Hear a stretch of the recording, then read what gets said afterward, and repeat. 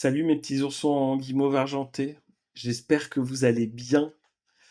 Je voulais mettre un petit peu une espèce de poésie lyrico-romantique aujourd'hui dans notre podcast chéri et parler du fait que on a tous eu ce moment, enfin c'est très évident ce que je vais dire, mais quand on marche dans la rue à la tombée du jour et que on lève les yeux comme ça machinalement vers les immeubles et les façades sont des espèces de belles mosaïques de carrés lumineux.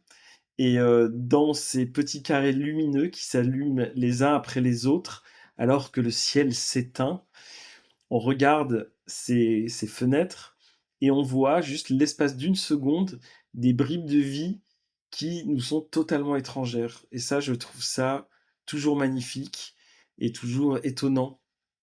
On a un bras qui passe pour fermer un rideau, on a le haut d'une étagère remplie de livres, on a la vapeur d'une cuisine ou je sais pas, un reflet d'écran de télé sur un mur blanc.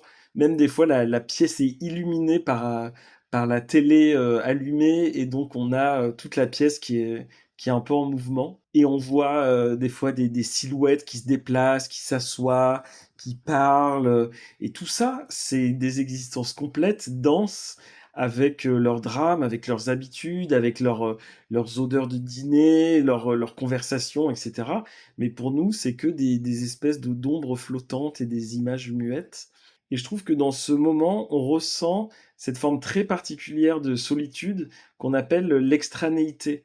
C'est le rappel brutal que le monde est immense et qui fourmille de conscience dont nous, on est totalement absent.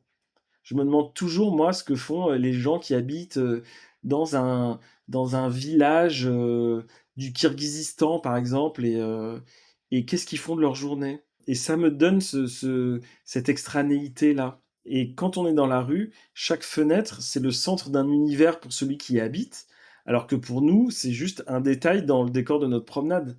Et on imagine l'ambiance à l'intérieur de ces bulles, le bruit d'une radio, une discussion qu'on n'entendra jamais, le poids d'un silence entre deux personnes, référence au podcast d'hier, et on réalise qu'on est entouré d'espèces d'un fourmillement de secrets banals, de vie quotidienne qui se déroule en parallèle de la nôtre sans jamais la croiser.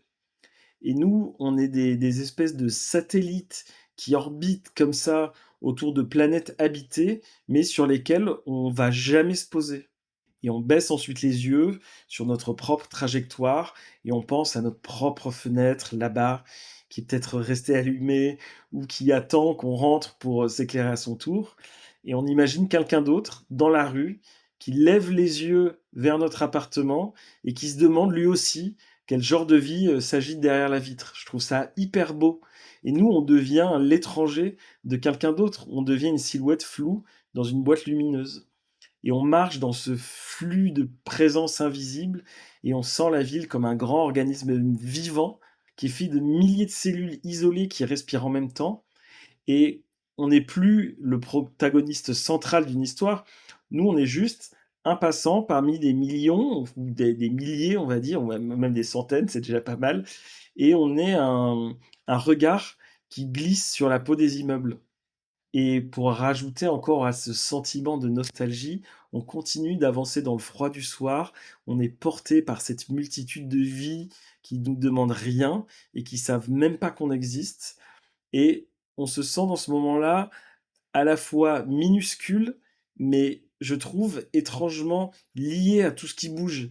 Et on finit par s'enfoncer dans l'obscurité, là où petit à petit les fenêtres s'espacent et là où les lumières des hommes finissent par céder la place à l'ombre de la forêt.